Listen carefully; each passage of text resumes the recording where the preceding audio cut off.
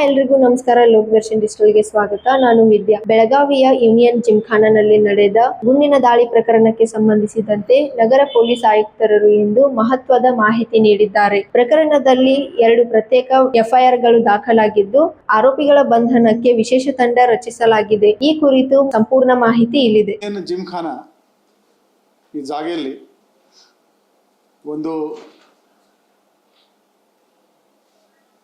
ಪಿಸ್ತೂಲಿಂದ fire ಮಾಡೋದು ಘಟನೆ ಆಗಿದೆ.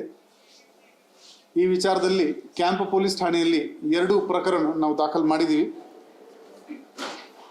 ಒಂದು ಪ್ರಕರಣದಲ್ಲಿ ಫಿರ್ಯಾದಿ ಸುರೇಶ್ ಜಾಲ್ಗಾರ್ ಅಂತ ಇದ್ದಾನೆ ಮತ್ತು ಆರೋಪಿ ಪ್ರಫುಲ್ ಪಾಟೀಲ್ ಮತ್ತು ಇತರರು ಅಂತ ಅವನು ದೂರು ನೀಡಿದ್ದಾನೆ. ಇದರಲ್ಲಿ ಅಟೆಂಪ್ಟ್ ಟು ಮರ್ಡರ್ ಮತ್ತು ಆರ್ಮ್ಸ್ ಆ್ಯಕ್ಟ್ನಲ್ಲಿ ನಾವು ಕೇಸ್ ತಗೊಂಡಿದ್ದೀವಿ. ಅದರ ಜೊತೆಗೆ ಅಲ್ಲಿಯ ಜಿಮ್ಖಾನಲ್ಲಿ ಇರೋ ಮ್ಯಾನೇಜರ್ ಕೂಡ ಈ ಜನ ಅಲ್ಲಿ ನಮ್ಮಲ್ಲಿ ಗಲಾಟೆ ಮಾಡಿದ್ದಾರೆ, ನಮ್ಮ ಪ್ರಾಪರ್ಟಿಗೆ ಡಿಸ್ಟ್ರಾಯ್ ಮಾಡಿದ್ದಾರೆ ಅಂತ ಅವರಿಂದ ಕೂಡ ಈ ಸುರೇಶ್ ಜಾಲ್ಗಾರ್, ರಾಜು ಕಡೋಲ್ಕರ್, ಇಮ್ರಾನ್ ಪಠಾನ್, ಕುಂದನ್ ಯಲ್ಲೂಲ್ಕರ್ ಇವರ ಮೇಲೆ ನಾವೊಂದು ಕೇಸ್ ತಗೊಂಡಿದ್ದೀವಿ. ಇದು ಪ್ರಾಪರ್ಟಿ ಏನಿದೆ, ಇದು ಡಿಫೆನ್ಸ್ ಇಲಾಖೆದು ಪ್ರಾಪರ್ಟಿ.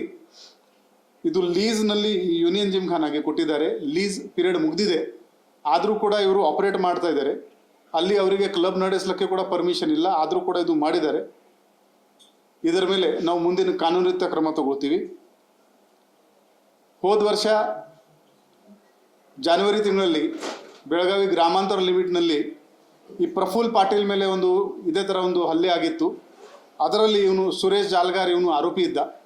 ಈ ಹಳೆ ವೈಮನಸ್ಸಿನಿಂದನೇ ಈ ಘಟನೆ ಆಗಿದೆ ಅಂತ ನಮ್ಮದು ಪ್ರಿಲಿಮಿನರಿ ಎಸ್ಟಿಮೇಟ್ ಇದೆ. ಈಗಾಗಲೇ 2 ಸ್ಪೆಷಲ್ ತಂಡ ಇವರಿಗೆ ದಸ್ತಗಿರಿ ಮಾಡಲು ನಾವು ರಚನೆ ಮಾಡಿದ್ದೀವಿ.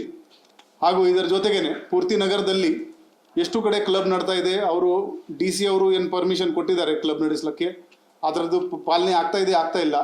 ಇದರದ್ದು 1 ವಾರದೊಳಗಡೆ ಎಲ್ಲರದ್ದು ನಾವು ಪರಿಶೀಲನೆ ಮಾಡ್ತೀವಿ. ಎಲ್ಲಿ ವಿದೌಟ್ ಪರ್ಮಿಷನ್ ಆಗಲಿ ಅಥವಾ ಪರ್ಮಿಷನ್ದು ನಿಯಮ ಬಾಹ್ಯ ಚಟುವಟಿಕೆ ಮಾಡಿಕೊಂಡು ಯಾರು ಮಾಡ್ತಾ ಇದ್ರೆ ತಕ್ಷಣವೇ ಅವರ ಮೇಲೆ ನಾವು ಕಾನೂನು ರೀತಿಯ ಕ್ರಮ ಜರುಗಿಸ್ತೀವಿ. ಒಟ್ಟಾರೆಯಾಗಿ ಜಿಮ್ಖಾನಾ ಪ್ರಕರಣವನ್ನು ಗಂಭೀರವಾಗಿ ಪರಿಗಣಿಸಿದ ಪೊಲೀಸರು ತನಿಖೆಯನ್ನು ಇನ್ನಷ್ಟು ಚುರುಕುಗೊಳಿಸಿದ್ದು, ನಗರದ ಎಲ್ಲಾ ಕ್ಲಬ್ಗಳ ನಿಯಮಗಳನ್ನು ಪರಿಶೀಲಿಸಲು ಮುಂದಾಗಿದ್ದಾರೆ.